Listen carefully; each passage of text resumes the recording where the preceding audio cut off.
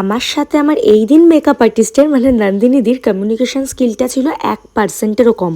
মানে নন্দিনীদি বাংলা বোঝে না আর আমি ওদের কানাড়া ভাষা বুঝি না, কিন্তু চকলেট কিন্তু দুজনকারই সেম পছন্দের। ওই জন্য নন্দিনীদি আমার জন্য শ্যুটে আসার সময় কিটক্যাট এনেছিল আর আমি সেটাকে সুন্দর মনে চিয়ার্স করে শ্যুটটা স্টার্ট করছিলাম। নন্দিনীদির সাথে এটা আমার একই উইকে সেকেন্ড টাইম কাজ ছিল। আগের দিন রাতে আমার শ্যুটটা ক্যান্সেল হয় আর নন্দিনীদি জানতে পেরে একটা শ্যুট ডিসাইড করে ফেলে। দাঁড়াও, শ্যুটের ডিটেলস দেওয়ার আগে তোমরা এই জুয়েলারিগুলো দেখো।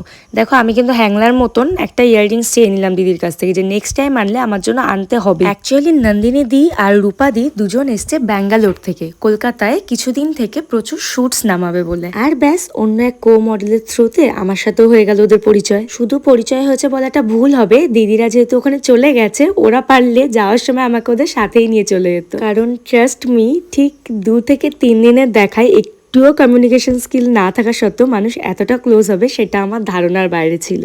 আগে তোমরা এই লুকটা দেখে নাও। আমাকে এত সুন্দর করে একটা মিষ্টি কর্ণাটকা ব্রাইড সাজিয়ে দিয়েছেন নন্দিনীদি।